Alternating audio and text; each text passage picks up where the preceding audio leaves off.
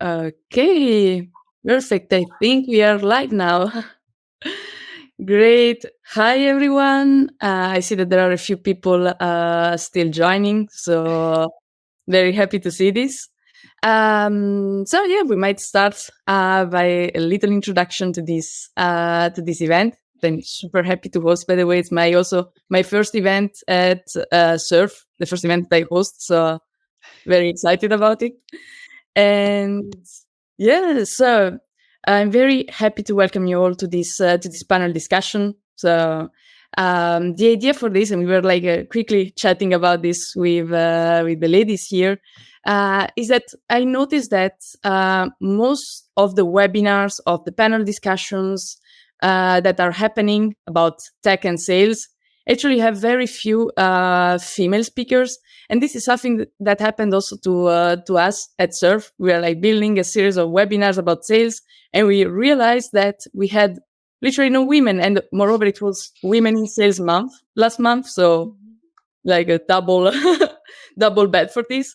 And we just realized that it's very difficult to see in events a kind of female point of view, and especially when the woman is not a C-level professional. So the idea for this discussion is bringing professionals that are working in sales, different areas of sales every day, and share our experience. So I will start by introducing myself, and then I will let my great guests introducing themselves as well. So my name is Marta. I am partnership manager at Surf. I joined the company around 6 months ago, and I'm taking care of everything regarding partnerships. And I've always worked in the channel sales and direct sales. So I also consider channel sales to be legitimate part of sales as well. And I'm very happy to be here today. And I will let you girls start. So Francisca, you want to continue?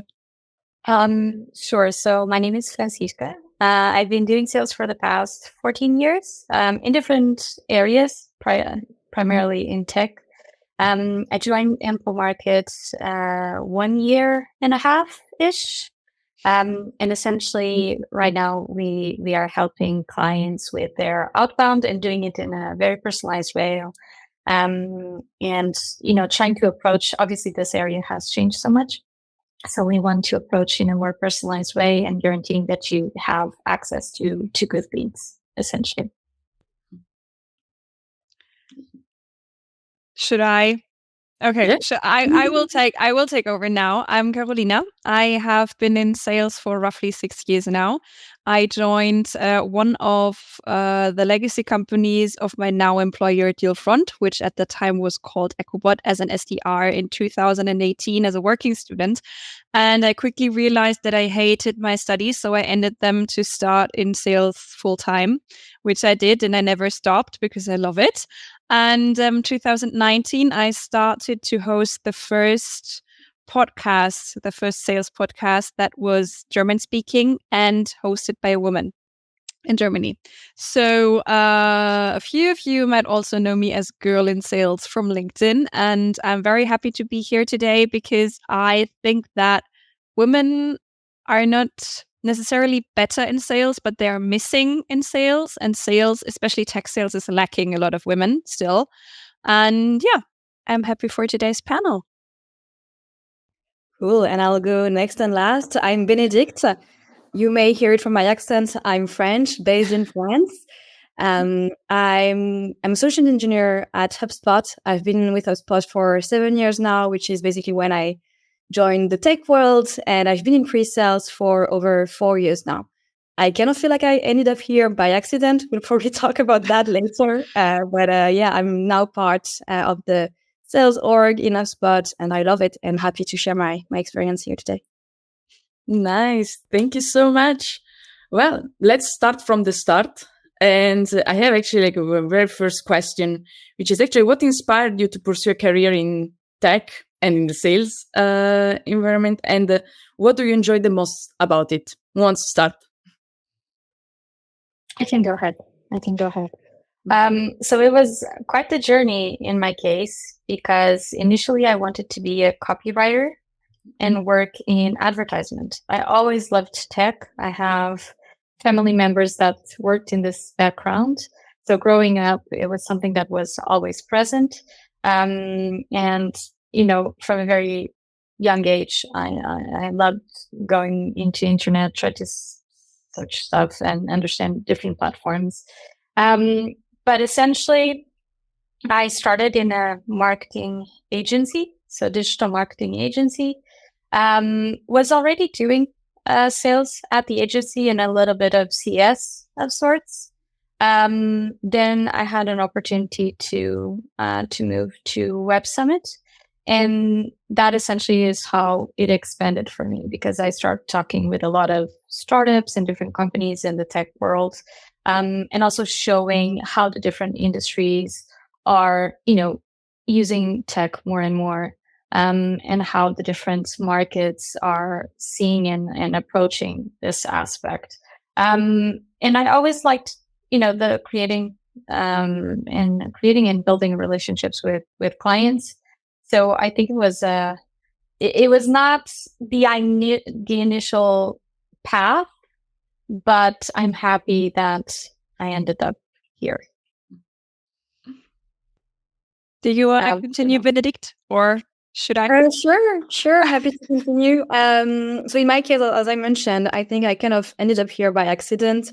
My background is not in tech and sales at all. I studied marketing, worked in a retail company in the marketing department for a couple of years in France, and then ending up moving to Dublin for personal reasons and found myself in the heart of tech in Europe, basically. So I figured, well, why not give it a try? And I think what really inspired me to get in there was other women, actually. My future manager, originally who I interviewed with, was really passionate about the topic, and she really inspired me to give it a try, really. And from there, I found mentors within the company. And as I moved in internally, I got introduced to pre-sales. So I basically went from the onboarding team to the pre-sales team because my mentor did the move and suggested it to me. I had never considered it in my life before, right? At the time, it was called sales engineer. I'm not a salesperson. I'm not an engineer. How on earth did I do this job? But she convinced me, and I'm so glad I made the move. Especially coming from onboarding, sometimes you get a bit frustrated when you get customers and you feel like they've been missold sometimes. So I was like, okay, maybe I can have an impact here and help the company maybe sell better or set expectations better. So it's really what motivated me. And to answer to the second part of your question, what I enjoy the most about it, it's really having that direct impact on both the business and customers directly at the selling point, and working with my sales reps as well. And when I get them to that aha moment on the tool is very satisfying. So I ended up in sales by accident as well. I never planned, but I started my first role in sales as a working student because I needed the money. I never intended to be an SDR, so I just applied, and thank God I did a good enough job for my, at that time, and still manager to hire me and to see something in me. So the thing, what made me stick to the job maybe also as well, was that I always received support, no matter if it was from male or female colleagues, no matter if it was from managers or even from the management board themselves. But everybody in sales is super supportive, at least in tech sales. I know that in manufacturing or finance sales, it can be super hard, but in tech, most of the people are quite supportive and want to see you strive as well, because they know that there is enough in the pond is big enough to be successful. And what makes me happy in this job is that I, selling to sales and marketing teams, have a super huge variety of prospects that I can choose from. Plus, when you're working in sales, gender or age or religion or the color of your skin doesn't matter. It only matters if you're good or not. So whenever you're a good salesperson, you can be very successful, which in my sense and in my opinion makes this job super attractive. Definitely.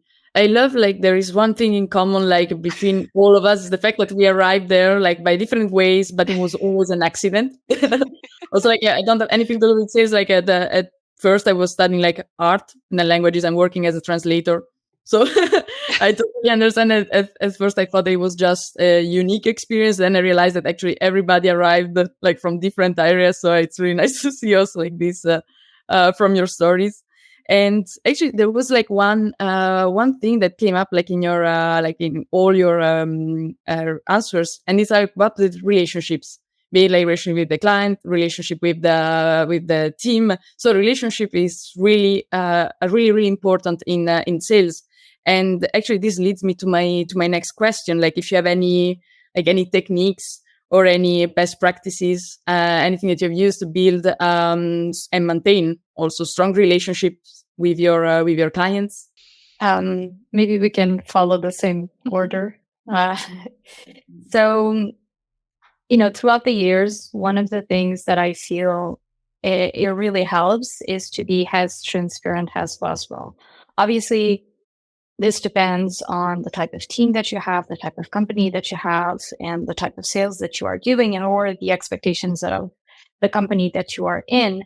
But being transparent from the get-go allows you to build trust. And I feel over and over again, it's not something for that particular sale alone. It's something that in the long run, you will make a mark or impression on people, and they can always come back and, either introduce you to someone else, or if there's any type of collaboration or partnership that could happen, it's a good way to stay on top of the mind of the clients that you end up meeting and talking to. So on top of that, I like to make sure that I have an available phone number that they can reach out, text. I know it can create, but typically what I do is with clients that I know, there is a way that I can talk, and I would like to continue the conversation in the long run, even for other reasons beyond the deal that we are discussing at the moment. It's something that I like to do. And then Amplemarket has something that I really, really like, which is it allows you to send video messages on LinkedIn. And so currently what I'm noticing each time that I need to do a follow-up, or if it's someone that I would like to meet or discuss or exchange tips and knowledge about sales, I typically don't write a written message. I send a video. And I think that's a really good way to humanize the message instead of, here's someone else trying to take my attention away from my job and everything else that I need to worry about. So I feel, transparency, keep a contact in the long run, not just for the sake of the sale. And yes, I think videos are helping a lot. It's a great way for people to feel like you are closer, even though most of the times we are talking through a screen. Yeah, I completely agree with you, Francisca. Being transparent on your goals, building trust, again, super important for me as well in pre-sales. And also because maybe I'm in pre-sales, it's a bit easier for me because I'm not cold calling people. I'm not discussing price. I'm not sending quotes. So I kind of get the nice, easy part of it. And my role is to provide them with solutions to problems they have. So by default, I'm here to consult on the situation they have and bring value. Sometimes it will be on the tool we sell, but could also be on process. And I would also leverage my past experience on that. I mean, I'm not, as I said, a pure sales product. I'm not coming from that background at all. So I have experience in other companies, in marketing. Before being in sales, I was in onboarding, in customer support. So I have also other experience that I can bring to the table, and I can share best practices on that as well. Yeah, definitely. Especially because, I mean, nowadays there are like so many tools, so many different needs. So it's like sales, it's becoming like more and more like competitive, like in the tech environment. Like, So it's quite difficult, like, to close deals, and then you need to be. I mean, the only way is really to be honest and really understand the use case. And sometimes there are like things that you cannot achieve, and that's important to be honest. And like, staying on this topic of the tech industry, like being full of different options and different choices, and it's like a colleague of mine said, it's the Wild West now. It's the sales has become the Wild West. So that's funny. It stayed with me, and I see that there are lots of trends, but it's not only like there are the trends outside. So what all the other companies are doing, and also then you have the trends inside your own company. Like, so you have like lots of product updates. So there is so much to follow up with, and I'm curious, like, what are your tricks? What are your methods to just follow all these developments, all these trends, and always be competitive in your role? So one of the things that I'm very grateful to working in advertisement was that, marketing, I mean, every now and then you'll get a new social media platform, you'll have a new algorithm, you have different ways that ads are working. So it required me to pivot and always be on top of trends and what's going on, and how key players are doing things. In sales, I'm lucky enough that Amplemarket gives us a learning budget. So what we try to do is get as many books as possible, but then expanding to other areas as well. So I really like TikTok a lot. There's also really good content for sales in there. But for example, one of my colleagues, I really appreciated when I first entered the company. He also recommended, look, there are some types of courses regarding human psychology, or, how to best read people, not just focus on which tech stack or which platforms you should use, but try to see the bigger scope in terms of strategy and how are, consumers deciding to interact with products and communication and etc. So in my personal case, it's a mix between, books, follow a couple of sales influencers. TikTok, definitely recommend, but you could see similar things in Twitter and other social platforms, and podcasts, essentially. Yeah, it's challenging to stay on top of everything. There's just so many, as you mentioned, Francisca, so many places you could go to stay informed, and there's so many things going on. We're talking about trends, but there's all the tech aspect as well, which is what I would be focusing on in my role as pre-sales. The way I do it is that first of all, I just block time and dedicate time to it in my calendar every day or every week. Because if I don't do that, there'll always be an emergency, right? So it will always go to the background. So I need to prioritize it in my calendar. It's really an item that I work on. And at HubSpot, in the pre-sales org, we do have that system as well, where we all want to stay on top of everything. So we share that knowledge within the team. We keep each other kind of accountable for that. We have those for just our product, those product updates meeting where we kind of review the latest updates. We discuss it live, how it could fit a use case or another, and really understand the business value that each tech solution can bring to our customers. That's kind of the first thing I do. And then in general, it's being curious and staying curious overall, and really knowing that you'll never know it all because it's just changing so much all the time. And I also learn a lot from my customers and my prospects, actually, just when I do a discovery call, just learning how they're running their company, how they're doing business, what tools they're using. Sometimes I know what they're doing, but sometimes I'll just learn from them and see what's working or not. And then when I have another call with another customer, I can use also that knowledge that I got from others and share it. But it is a constant job to stay on top of everything, definitely.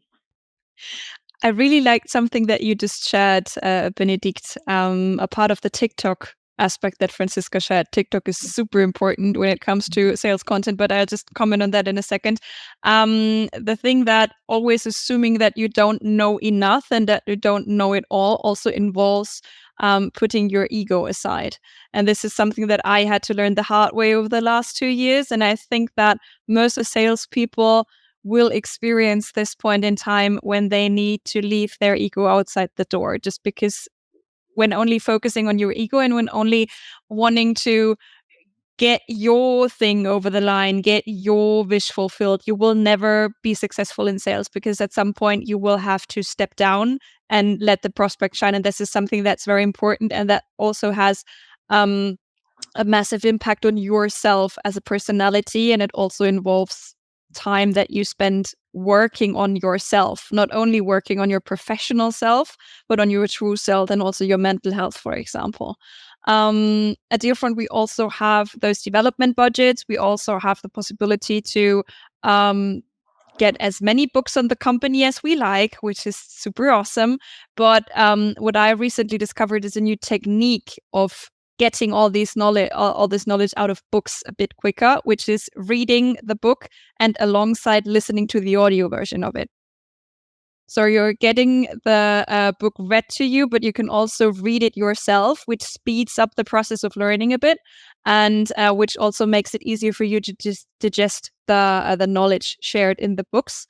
And I don't know how this is with you, Francisca and Bénédicte, but for me, being a German-speaking salesperson, selling to German prospects or to prospects from the DACH market, which tend to be a bit more special, having a look at the bigger picture in EMEA, I really had a very hard time with finding the right content creators for myself, because there are tons of content creators that create selling content for B2C, but not for B2B. And all of us sell B2B. So it's very important that if you are new to sales or if you're new to tech, always double check which market those content creators and tips are focusing on, because you can't take this and just use it in our market. It simply doesn't work most of the times. And then also when you consume content, always try to make it your own. When you're just following a script that you heard of on the podcast, it will never feel like you're doing it. So always try to just incorporate your true self to whatever you're learning, because otherwise it will just be like you learned something by heart. I love all of your answers, because they basically show how a salesperson should be creative, open to feedback, so really being humble and curious. And these are amazing qualities that every professional should have. And it's really great. And what are do you have other skills or other ideas of what qualities should a person in your role have?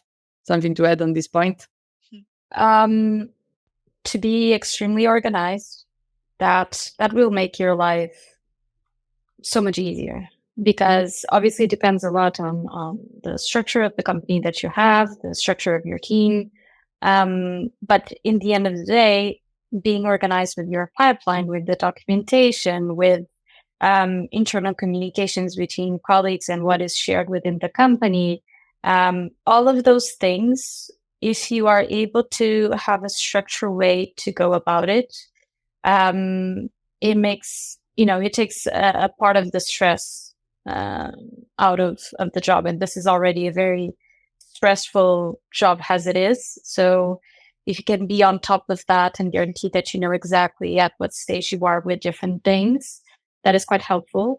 In terms of, so to add a little bit on practical tips in that sense, I think Slack these days has wonderful features in the sense of being able to put, bookmarks on specific things that you want to be reminded of. Or, for example, if you are dealing with different colleagues, different teams in different time zones, and you still want to be mindful of their time, and when you are sharing or asking things, there is the scheduling option, which I would love for this to be on personal messaging apps. I think Telegram has it, but WhatsApp, etc. I would love that and an out of office message, so to speak, saying, okay, during this period of time, please don't contact me.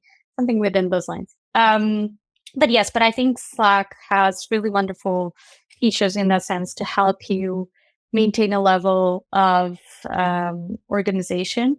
Another skill, I mean, this is a cliche, but it's a cliche for a reason, being a good listener. And I think what I really like about sales is that sales will translate to your personal life.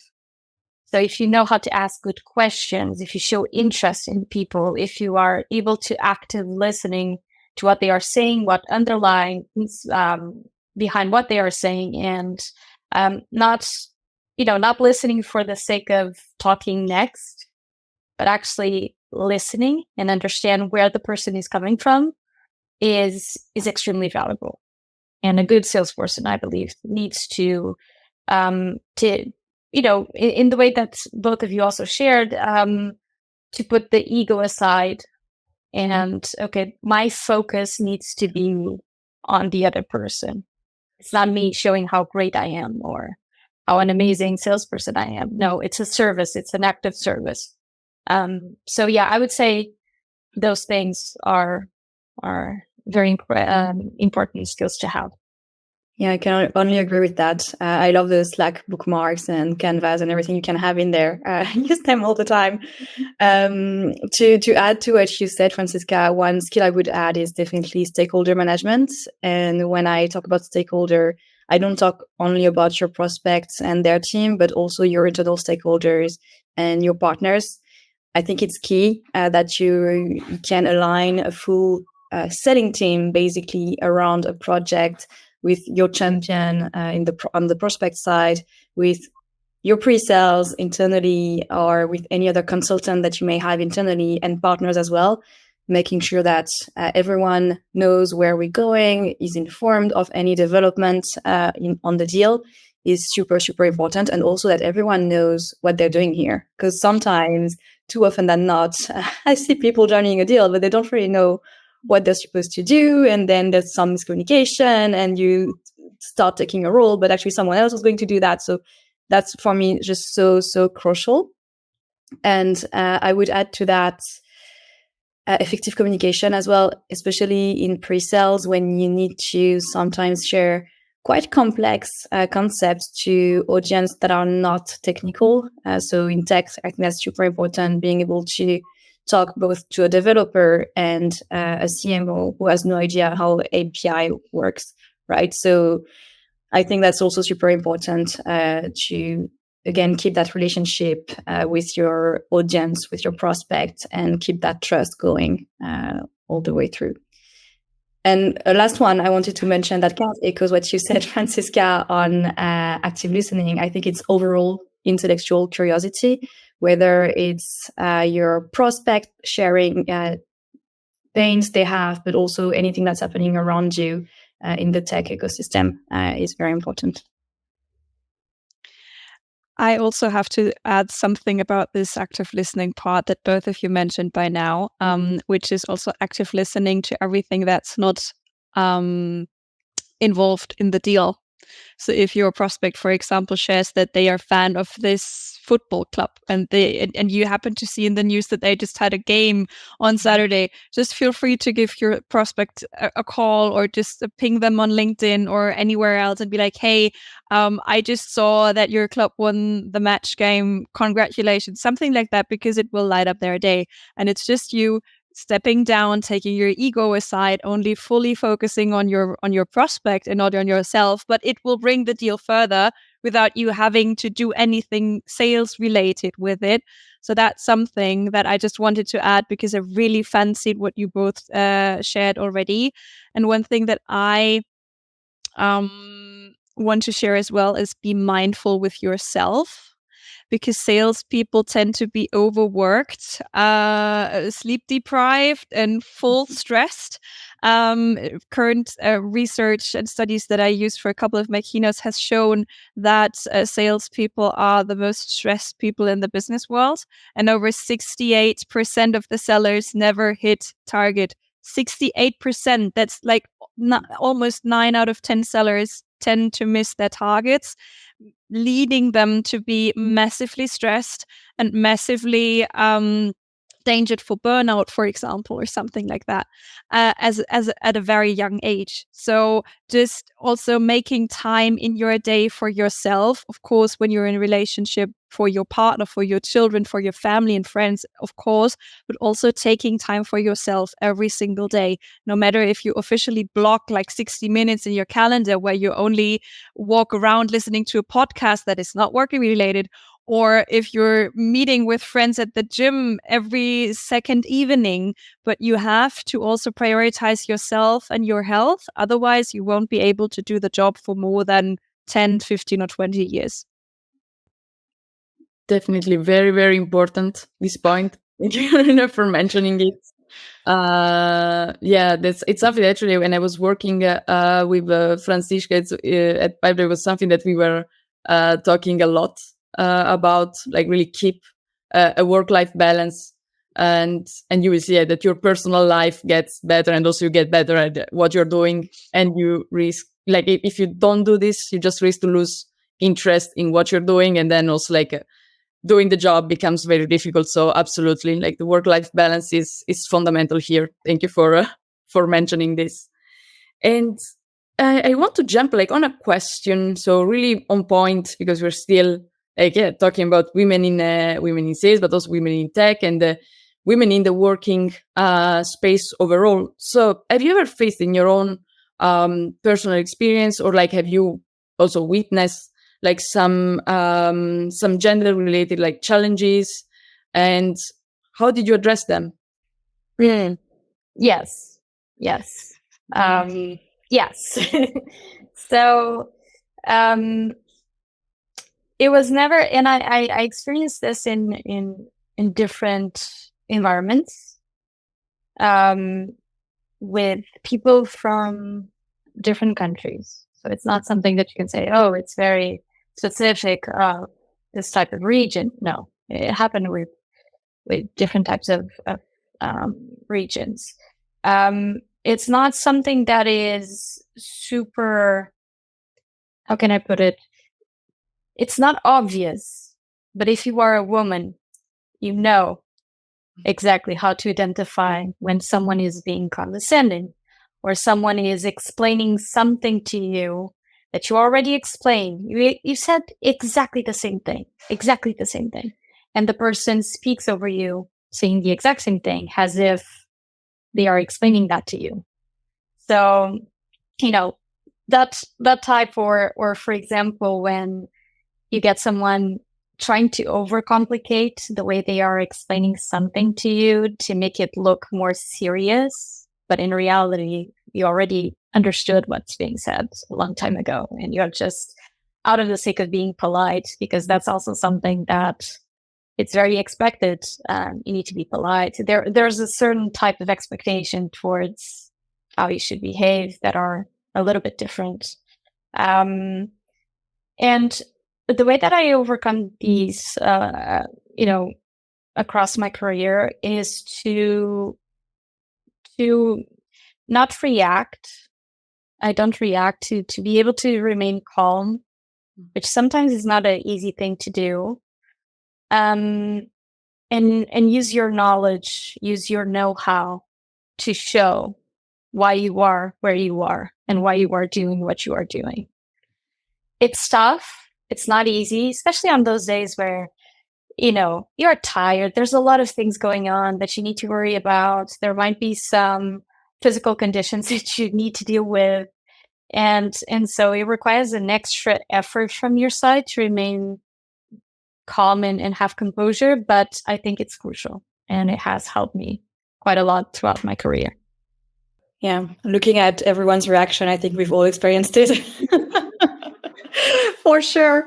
And I think one challenge I wanted to mention that kind of comes from that probably is the imposter syndrome. I don't know if it's only gender related, but I think a lot of imposter syndrome actually come from what you just described, Francisca. It's definitely something I've experienced. Again, not coming from a tech background, not coming from sales, and ended up here by accident. I often tended to ask myself, oh, well, what am I doing here? I don't know nothing. What am I talking about? And when you get exposed to people that tend to be condescendent with you, it's even worse. And you can, I think, very quickly end up in a place where you don't feel good about yourself, and you don't feel confident, and you don't see yourself growing either or being supported. And I think the key here for me was to find a support system and to talk about it with other ladies in the company. And just talking about it made me realize that I'm not the only one feeling that way. I'm not the only one experiencing situations like that. And we all know what we're doing and what we're talking about. It's just that we want to do things so well, and especially in a technical role, we are always going to, again, put our ego aside and double check things. So we tend to question ourselves why probably we should not. So I think it's a balance to find, but having that support system definitely helped me, and just not putting everything on myself, and understand where I'm good at, and I shouldn't question myself. The support system, very, very, very important thing. So I also built a support system in the company, but it's not necessarily only built by women, but also by my managers, which tend to be male. Who would have thought?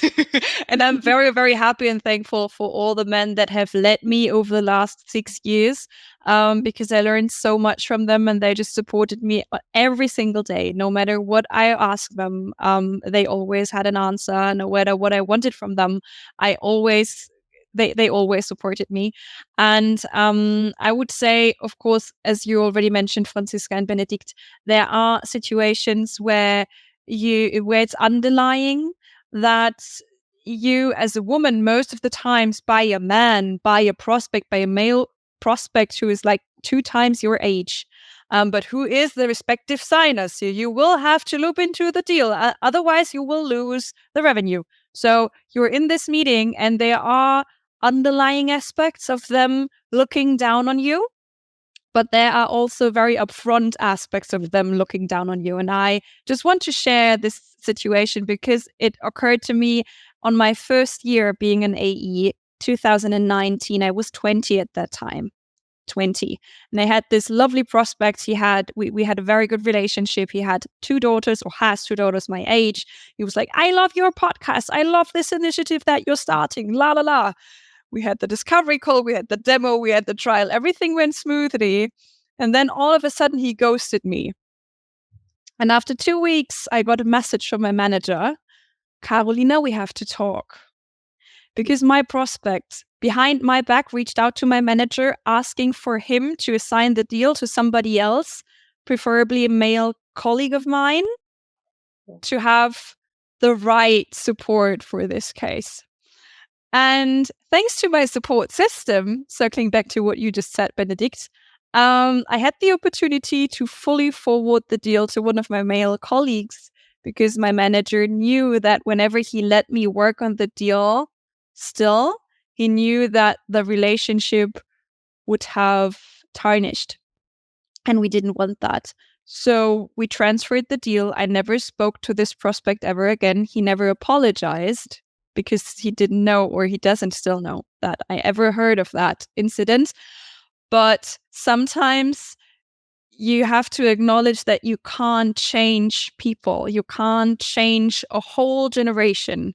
You can only change certain aspects of how they might see the world, but you won't be able to make it a blank space for everybody, just accepting that women also belong in leading roles and also belong in sales and tech. You can't. You, at some point in time, you must be like, okay, I'm out.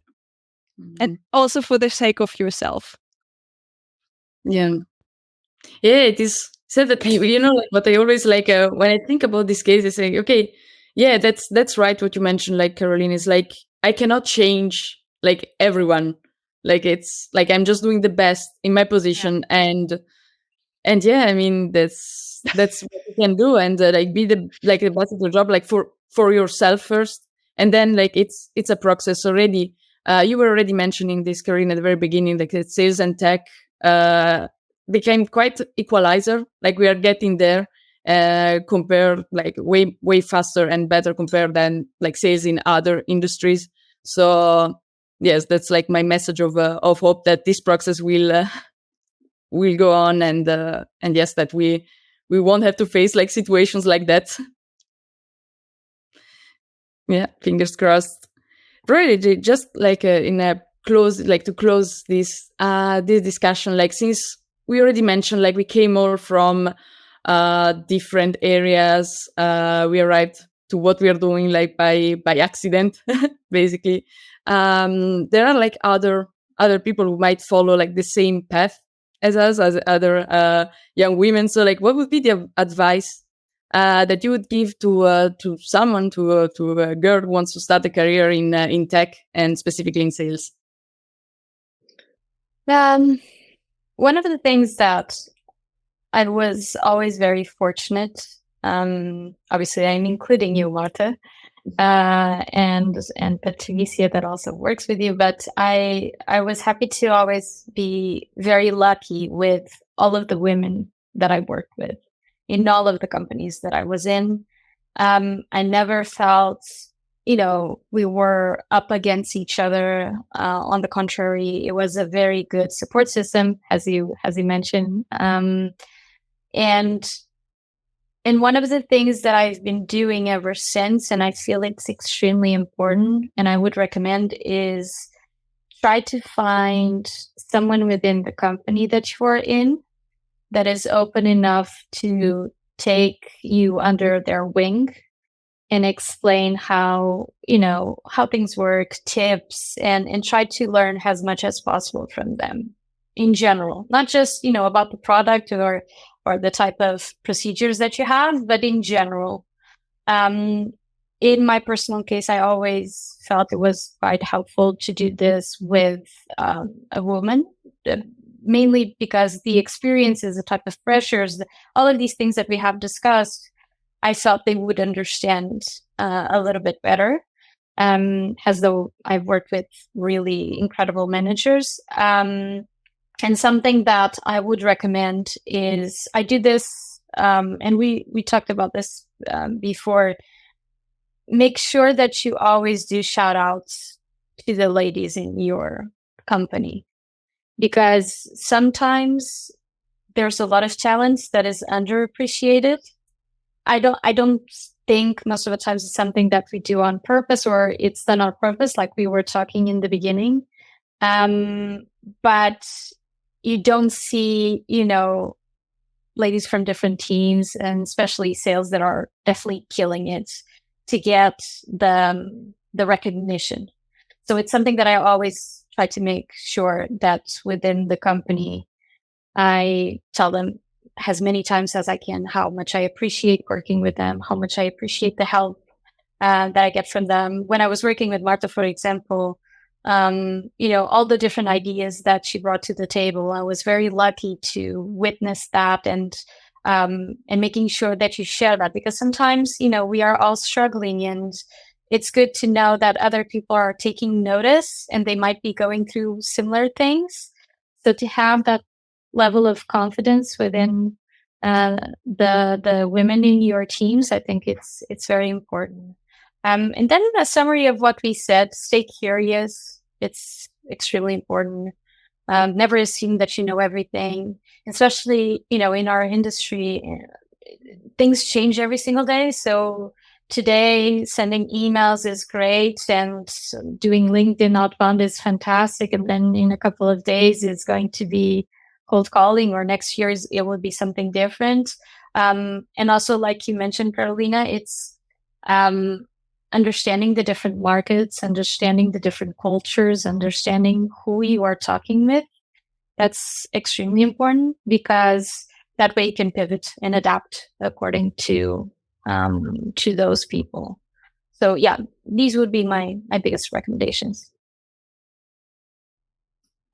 I don't have much to add, to be honest. It's exactly Exactly what I was thinking. Surround yourself with the right people, male or female, doesn't matter. People who are genuinely care about your development and who you feel comfortable asking questions. That's what was most important for me in growing my career in tech and pre-sales, having mentors and managers that are supportive. So yeah, pick and choose the people you want to surround yourself with, definitely. Nothing much to add as well, but only 1.5 aspects. The half one would be try to listen to as many things inside of your company as you can. So, for example, if you have female SDRs, BDRs, pre-sales managers, sales directors, everything, try to get videos or recordings of all their different sales calls and try to listen to what they're saying and how they're saying it. Why female? Because females sell another way as men do. Because females can simultaneously use both parts of their brain, the emotional and the analytical one. So we're just fully doing the whole sale thing, whereas our male colleagues, for example, only can mimic the emotional part whenever they're doing the analytical stuff and vice versa. So when you want to expand your knowledge on your product, on your processes, on your products, on the products and process of your prospects, try to get your hands on recordings of the sales ladies in your company. And the other thing would be demanding. Be demanding of knowledge, be demanding of insights, be demanding of things that can support you. Because most of the times we are expected to thrive and to be successful at the same short time span than our male colleagues, but we might struggle to be demanding in front of a prospect. So when you're entering a new sales organization and you're demanding support from the very beginning, you will get this support. Just because females tend not to ask for it, they won't get it. But our male colleagues will be like, I need support, and they will get it, and they are much more successful than we are. So that's what I would have to add. And also something that I would like to add. I think this, regardless if you are, female, male, if you are selling in a different language, make sure to take some breaks and make sure to be compassionate with yourself, because the way that you present ideas, the way that you are going to explain concepts, you are doing double the effort as someone that is native in a specific way. Obviously, Marta has my dream to know many different languages. So essentially you can attest what I'm saying, but it requires a little bit more energy. So as we said before, be mindful and be compassionate with yourself if you're not presenting things exactly as someone that is native in a specific language. That is amazing. Thank you so much, ladies. You gave amazing insights, and I was also taking notes. I really enjoyed the conversation. Thank you so much for participating and for accepting this challenge of a free discussion. And thank you also to the people who joined us. And we will send the recording afterwards. And also, ladies, if you have any podcast or book or anything you would like to recommend to our audience, just feel free to share with me, and I will follow up with some nice resources. Thank you so much. Thank you. Thank you, everyone. Thank you. It was a pleasure meeting you. Bye-bye.